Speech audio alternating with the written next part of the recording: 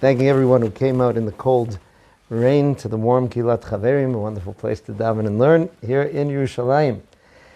Okay, so two parts based on a few pieces of Shem MiShmuel that we're hopefully going to knit together. The first is a fascinating question he brings from the Zohar HaKadosh.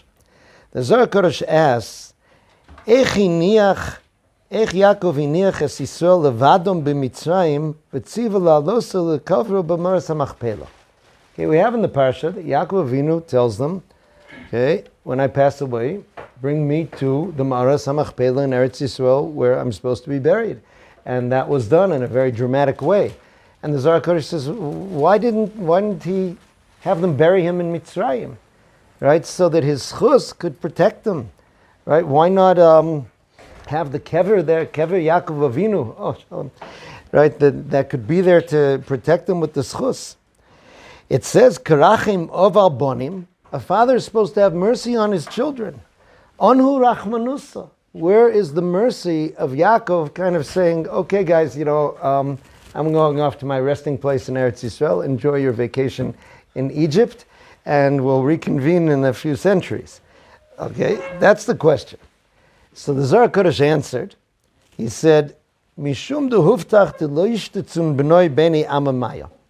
He says, Yaakov Avinu felt that he could do that because in the promise HaKadosh Baruch Hu gives him before he goes down, he says, Al tira mirdo Mitzrayim.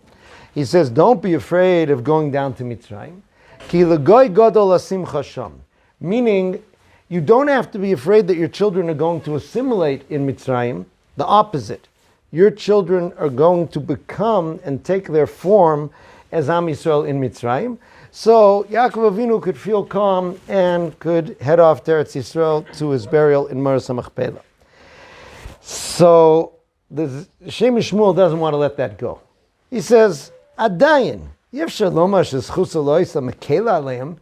Still, if Yaakov Avinu's kever was there, it could have helped him, right? Why make it hard? He says, maybe the shibud, the enslavement, would have been easier. Maybe the presence of the kever of that tzaddik would have helped them develop even more and better in Mitzrayim. Okay, so before we get to the answer, let's just talk a little bit about this topic that some people are uncomfortable about kivrei tzaddikim. And there are different approaches among Gedolei Yisrael over the generations, some who would go much more to kivrei tzaddikim, to daven, some who would go less. Because here we say, wait a second, like Yaakov Avinu, aside from the fact that we learned that Yaakov Avinu lo meis, but you say, you're burying him, what difference does it make if you're burying him in Mitzrayim or you're burying him in Eretz Yisrael? So the touch point for understanding this is the burial of Rachel. Rachel Imenu was buried in a way that was abnormal, to the extent that Yaakov Avinu, before he dies, apologizes to Yosef, and that he buried her along the way. Now Chazal explained to us that was because when Am Yisrael go out to Golus, they were supposed to pass by Kever Rachel and to daven there, and this would give Rachel Imenu the power for her tefillas that eventually bring out that beautiful message in the Nevuah, V'shavu banim legvulam. So here there's a famous story of Rabbi Fyvel Shuster during the Yom Kippur War. The Yom Kippur War was a time already that some of the first American Talmidim had come to the Mir Yeshiva, and they said to Reb Chaim, maybe we should go back to America because we're not trained as soldiers. What we're doing is learning and davening we can do in America as well. So Reb Chaim said to them, before we get to the actual question of whether you should stay or should go back, you can't say that the learning and davening you'll do in America will be the same as the learning and davening you do here. And I'll prove it to you simply. The reason that Rachel Imenu had to be buried by the road would be so that when Bnei Yisrael go into Golus, they would daven in physical proximity to her kever. That tefillah was very important, and it was important that they be there, they be close. He says, we're not talking about Rachel Imenu b'chaye chayusa. We're not talking about Rachel Imenu live. Nonetheless, there is a connection to the kever that exists, and that's important. So therefore, he says, from there we see that tefillah in a geographical place, like here in a time of tzara when Am Yisrael are in tzara and the armies are attacking us, So therefore, the tefillah in physical proximity to that is more powerful than tefillah that's far away. Okay, so this is really kind of the root behind this question of the Zohar HaKadosh. How can it be that Yaakov Avinu abandoned his children by getting buried in Eretz Yisrael? And we think, okay, if he's getting buried, what difference does it make? There is a difference. There's a power which is there. And the Shem MiShmuel says, fine, even if he was promised that they weren't going to assimilate, why not give them that benefit of his being buried there? I just want to tell you something parenthetically that I saw. A lot of the greatest things I found in life sometimes being either early in shul or after shul. You take a random sefer off the shelf and you open it up at random and you strike gold. So I don't even remember what the sefer was, but it quoted Rabbi Yaakov Edelstein Zatzal, the late Rav of Ramat HaSharon, who was a very special person. And he said, some people get really uptight about Kivrei Tzadikim because they want to know, is this legit? Right? How do I know that this person that they told me to schlep up this mountain in the Galil to go say Tilim by his kever is really here? And they start Googling it, and they hear that, well, some archaeologists say that there's really no etc. to this. Now, again, if it's a total fake, I read an article once about a kibbutz that was on a well-known tiyul route. A lot of hikers would go by there, and the hikers would notice that by a certain tree there was a sign that said, Po nitman Shimon HaTzadik. So people of a religious bent would stop and say some Tilim there, and then continue on. Now somebody say, wait a second, Kever Shimon HaTzadik is not up here in this kibbutz, it's here in Sheikh Jarrah in Yerushalayim. So he decided to ask the kibbutz, what's the deal? They said, well, we had this horse on the kibbutz for a long time, and his name was Shimon, and everybody loved him because he was so gentle, the kids could do anything with him. So his nickname was Shimon HaTzadik, so he buried him there. Okay, so that, I don't think it's so. But Rav Edelstein said, L'maisa, if Am Yisrael are kovea in a certain point to daven to Hashem, in the schus of a certain tzaddik, the linkage happens. The linkage is there to that tzaddik. The best example being Kever David. Correct. Everybody says he's not there, but we do it anyway. Right. That's, you're thinking about David HaMelech, the schus of David HaMelech, so a pipeline opens. Okay? That seems to be something that can be done. So the Shem MiShmuel answers in the following way. He says the reason Yaakov Avinu was not viewed as not having Rachmanos on his children by asking to be buried in Eretz Yisrael is, he says, because Yosef had already connected to Yaakov to such an extent she'ein richuk makom b'teva mafrido miyakov. And Yosef was Yaakov's, so to speak, representative and continuation for Am Yisrael and Mitzrayim. Let's remember that Yosef is not just one of the Shvatim, but he's also in certain ways an Av. The two Shvatim came from him, from his children. Unique among the Shvatim, Menashe and Ephraim became Shvatim. So he says, how did this connection happen? He says, because Yosef, in his test with Eshet Potiphar, as we'd mentioned before, it says, Vayonas hachutza, he went out. That means he went out of nature, out of the world of Teva. Once you're out of Teva, the rules of time and space don't separate. So therefore, Yaakov Avinu could say, I'm going to be here through Yosef.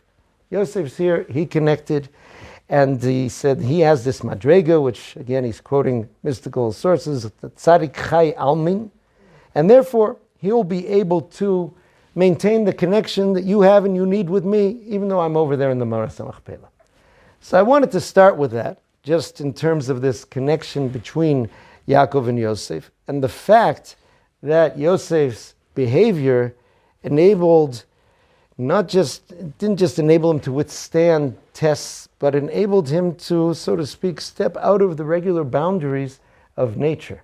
When a person doesn't limit his life to what's natural, so to speak, so then nature in certain ways doesn't limit him. But how does it happen? What does it do? And let's remember also that the test of Eshes Potiphar wasn't the end of the tests of Yosef.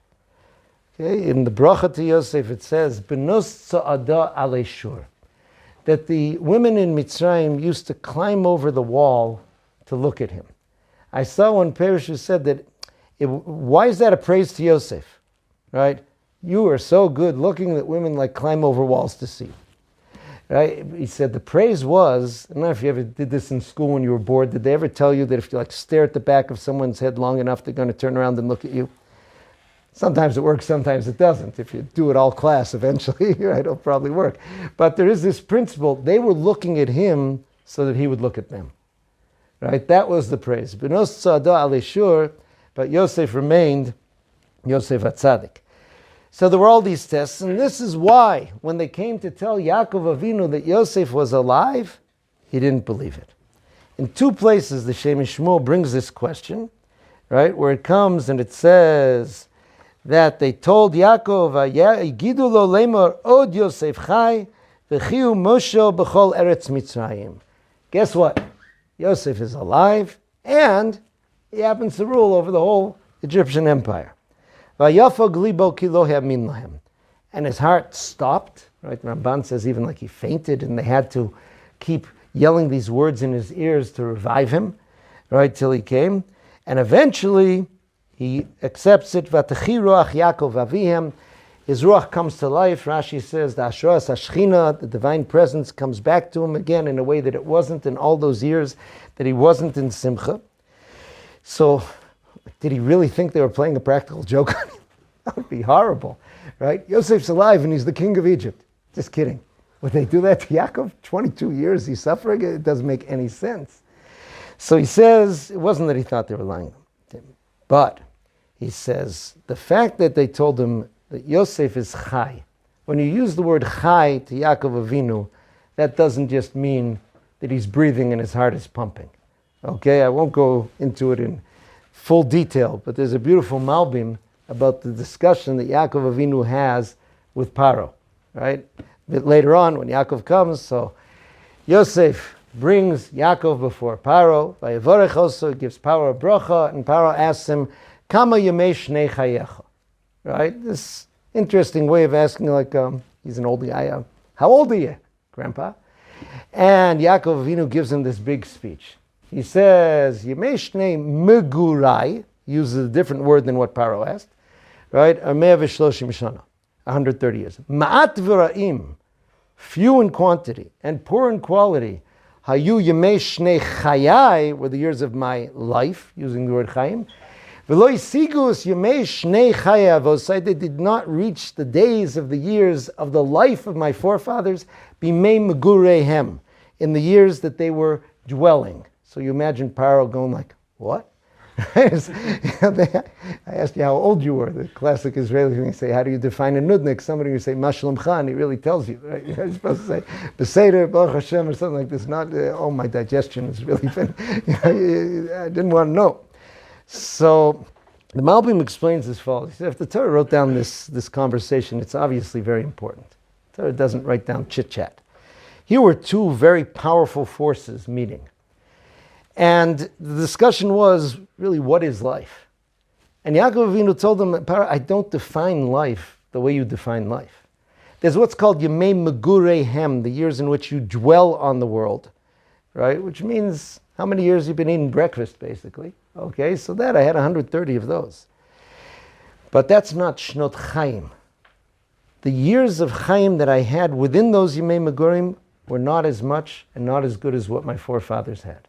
What defines Yaakov's life? Exactly what we see. V'atechi ruach Yaakov avihem, d'ashras hashchina. When he has that living connection to Hashem in this world, then he's alive. So when they tell him Yosef's alive, they're not just saying, yeah, we saw him, he's there, he seems healthy, like big strapping young man, he can be proud. So alive means alive spiritually in the deepest sense. So this is what Yaakov couldn't believe. He says, especially the combination. If you would tell me, guess what? Yosef has been living in a cave in Mitzrayim, and he has been a holy guy the whole time. He could believe that. He said there is a power, he says, to stay away from what's called the kochos achitzonim, the external powers, the powers of tumah that are out in the world, that there's an idea, there's in halacha concept, beis hastorim eino makabel tumah, right? There's something internal to a person doesn't receive tumah. Something hidden, something closed up. But if you're telling me he's on the nightly news every night, he's the Moshel B'chol Mitzrayim. Number one is that when you are out there, you're susceptible to all these attacks of what's called the chitzonim, the kochos hatumah. And along with that, you have the ability to do everything and anything that you might want to do. He says, therefore, it can't be. It can't be. If he's alive, it can't be that it's my kind of alive. If you would have told me it was hidden, maybe. Now that you tell me he's Moshel B'chol Mitzrayim, no way. So what convinced Yaakov? What got him to believe? And this has to do with this little secret message that Yosef sent. Vayar es ha'agolos. He saw the wagons that Yosef sent. Phew, he sent wagons. Okay, he's okay. He's still a tzaddik. Why? Now, most Mefarshim follow what Rashi brought from Chazal, that the siman that was the sugya that they were last learning, the sugya of the egla arufa, right, of what's done when you find a person who was unknown and was killed. You can't identify the murderer. There's a whole process. The Beis Din in the nearest town has to come. This egel is beheaded, and they say Yadeinu lo shafchos adam, and many sram you can find all with their different take is why this particularly connects to Yosef. The Shem MiShmuel doesn't go there. He goes to the actual wagon. He says, what's the deal with a wagon? A wagon is called agala because it moves on wheels, which are agol. He says, the message that Yosef sent was, in my life, I follow the world of the wheel. Because in a wheel, the part which is up now goes down later. The part which is down now is going to go up again. So therefore, he says, that enables a person, if you're down, not to despair. Because life is a process. And the fact that you're down now is simply part of a process that's going to be cycling and circling more. And in fact, you can always think perhaps this is the last point, the lowest point, and things are going to turn around. When you're up as well, which is a very dangerous point that Yaakov was worried about, I understand that this can shift around in the next moment. And I'm not going to let it get to my head, right? I'm going to realize, and this is an application of this midah that's called the midah of hishtavut, meaning a certain equilibrium, which means that all situations are really the same. The question is, do I do the right thing in them, or do I do the wrong thing? Because situations are always going to be changing in my life. And situations, especially as you go on in life, you realize are really not in your control.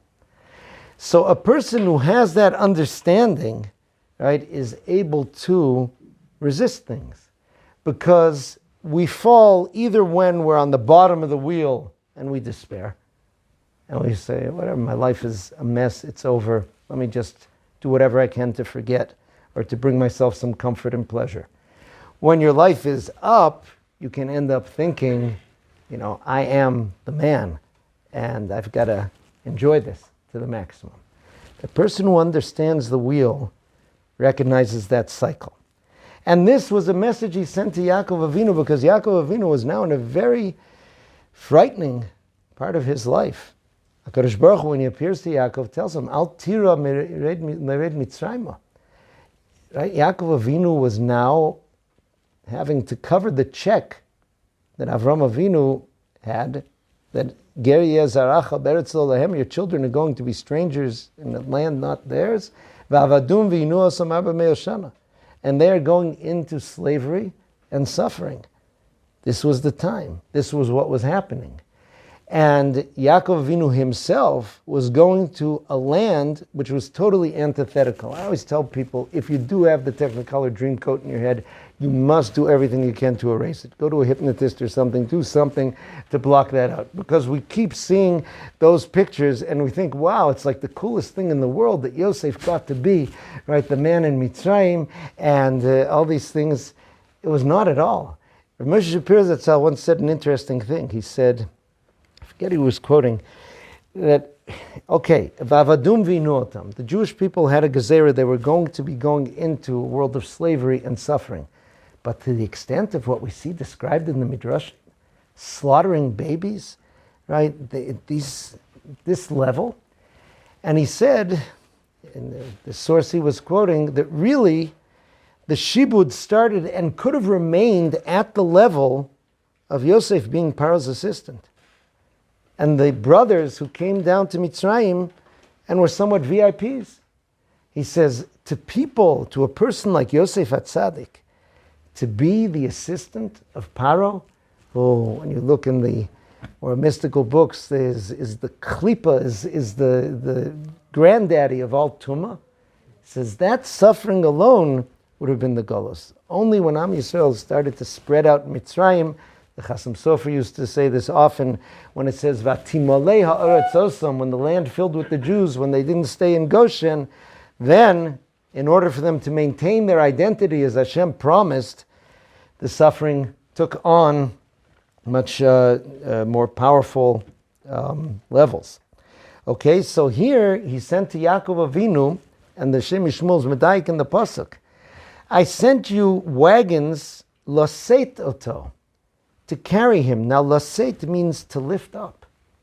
To lift up. Yaakov Avinu was really going to Mitzrayim. It's described every place else as yerida, going down to Mitzrayim. B'shivim nefesh yardu avotecha leMitzrayim. Here Yosef didn't say, I sent you wagons to bring you down to Mitzrayim. I sent you wagons to raise you up, to carry you. Rav Fyvel says very beautifully that our word for marriage, nisuin, right, is because each member of the couple has to try to carry the other one. Right? You got to try and help them up when they fall and help them make it through this minefield of life. So therefore he says, this is going to be an aliyah, like the wheel. He says, pay attention to the wheel. I sent you an agalah to lift you up. Wait, but I'm going down. But in a wheel, down is on the way up. Okay? He says, this is what the person has to see and has to remember. So now Yaakov could believe. If Yosef understood this, if he had this outlook in life, then he would be able to maintain his identity. He says, and so was Yosef. First of all, his name Yosef means he looked at the future. Things are not just going to be like they are now, Yosef.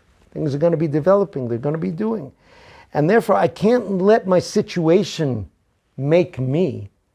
I have to be me in whatever situation.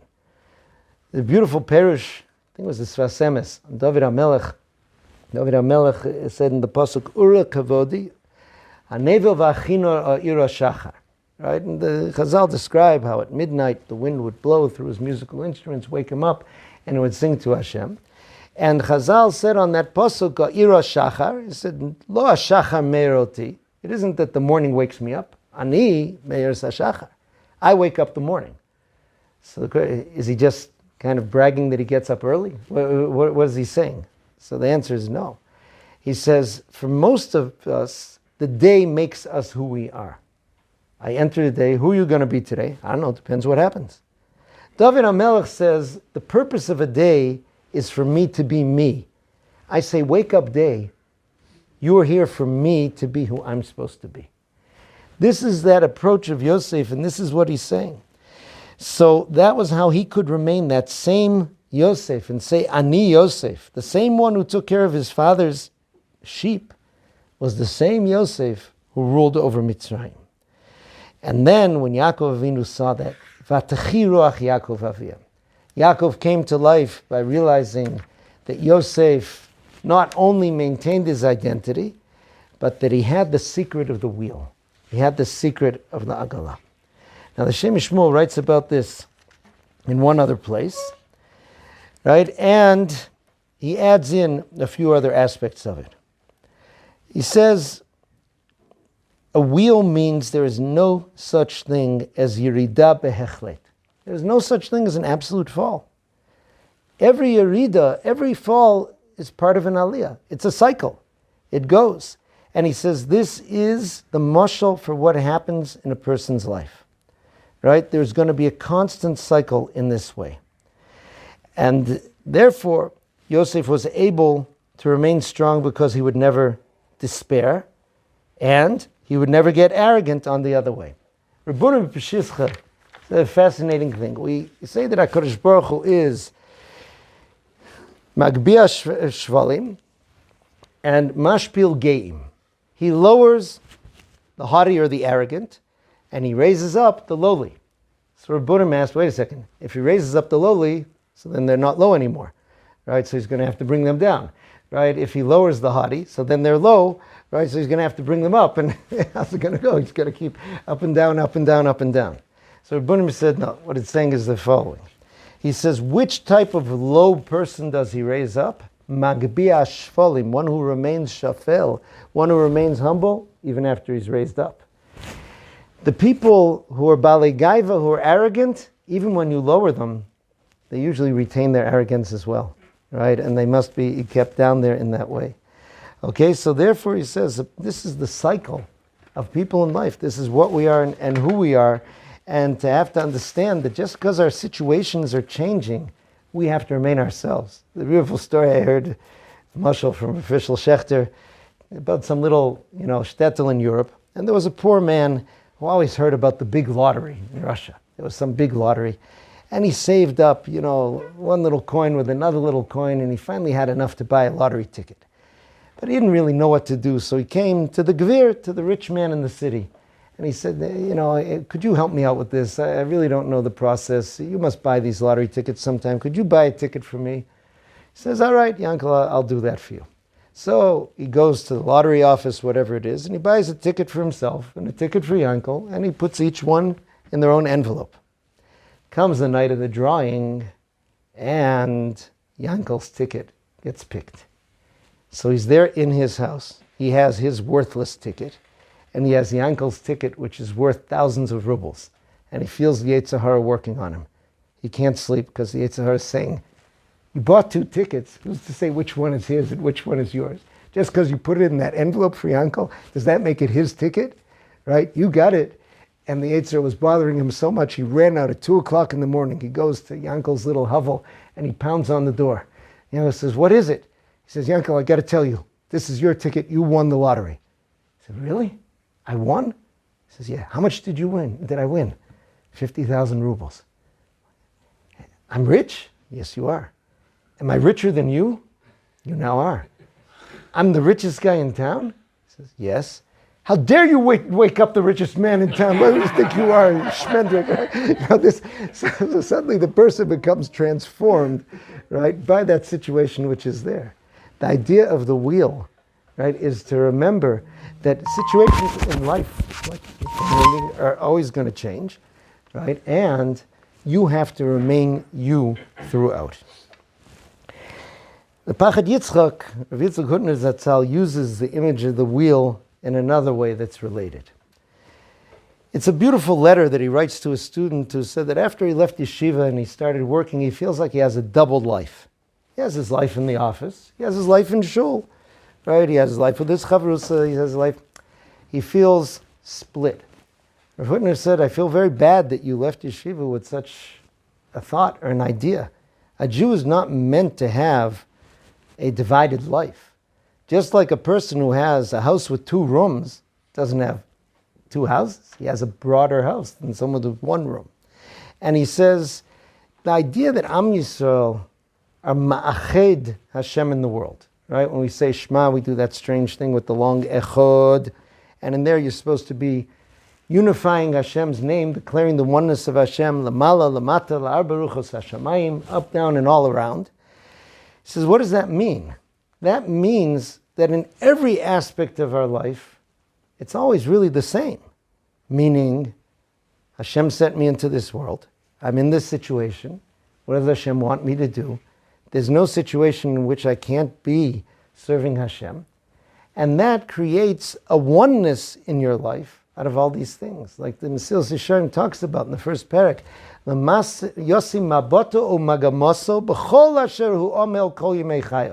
Person should think about what his outlook and goal should be in everything he's doing all of his life.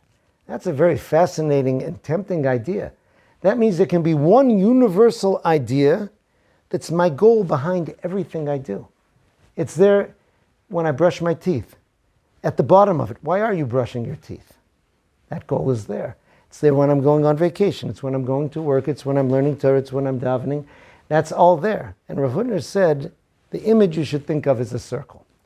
If you have on a canvas, you make lots of random dots all over the place. You have a lot of dots.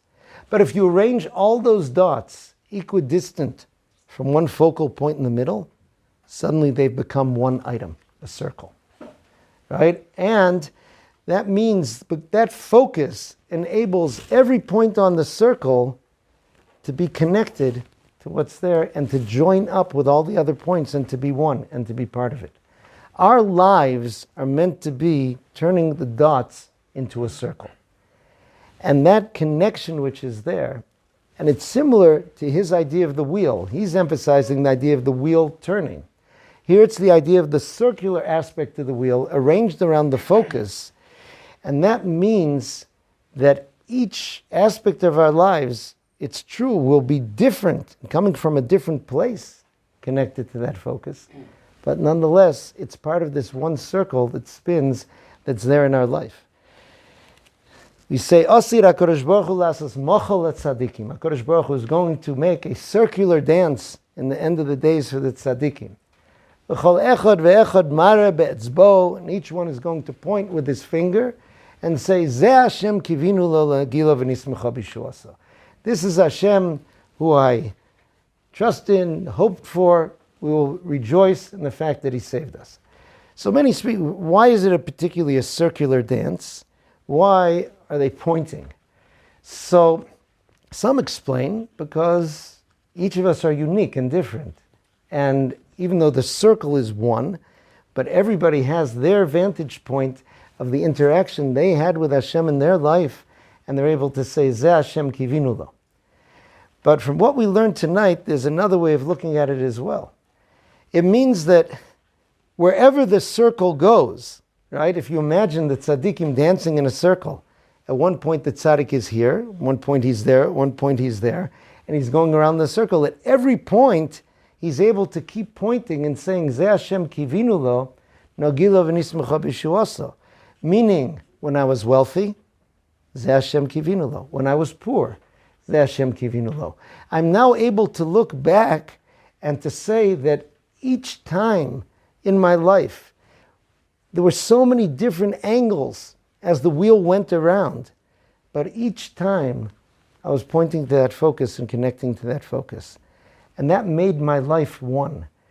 And that is the simcha that a person can have.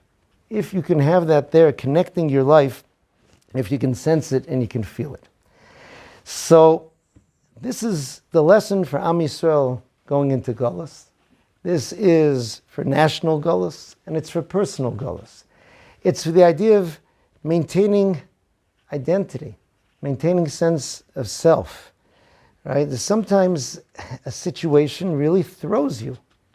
It throws you down or it throws you up, and it causes you to lose hold of yourself and who you are. So this idea is remembering that all of those situations are HaKadosh Baruch Hu creating that circle of your life, right? No singing, right? These things, right? And that is who and what you are in the life that you build. Now, what helps a person not lose it in all of those things is to remember that that circle, that wheel, that agola, is sent by HaKadosh Baruch Hu, like the one Yosef sent to Yaakov, Laseito Tanu, to pick us up, to lift us, and to carry us. And that means the up times and the down times. Knowing that it's sent that way helps a person succeed. Here's the example. I saw Melech Biederman brought this story recently. I'd heard it also someplace else. There was a man who had anger problems. He suffered from anger problems, big problem, anger issues. And he came to his Rebbe to speak to him about some things. And he spoke to the Rebbe. And then he walked out of the Rebbe's room. The Rebbe left the door open. And the Gabbai had walked in to see what his next instructions were. And the Rebbe said in a very loud voice, he says, that man who just went out, I want you to do everything you can to get him angry. Right? So, okay, the Gabbai is a good chassid. He comes out, says the guy, he says, I cannot believe that we even let you into this place. The guy says, yeah, but I'm thankful that you do. Right? And this, I hate the fact that I even have to see your face. I said, okay, I'll try to cover it up more if it bothers you or something. Like, he was totally fine. And so a bit later, he went into the Rebbe again. And he said, I heard a very wonderful thing about you, that you were tested in the midah of kas and the midah of anger, and you succeeded amazingly. The Gabbai tried and he did all these things that would get a regular person angry. And the guy laughed. He said, listen, Rabbi, I got to be honest with you. He says, I heard you tell him to test me with anger. Okay, so it was really no big deal. The Rebbe said, so why is it when Hashem tells person X or Y to test you with anger, is it hard? It's the same thing. It's the same thing. You know that the test is being sent there. You know where it's coming from. Remember that. On every stage of the wheel, who's spinning the wheel? And with that, hopefully, we ride in those wagons until we reach the promise that Yaakov Avinu was given, and it applies to us as well. Anochi eredim cha Mitzrayim, HaKadosh Baruch Hu said, I will go down to you with Mitzrayim, Anochi a'alcha gamalo, and I'll also bring you up on the wagons, the turning wheels of our life. A wonderful evening. Good.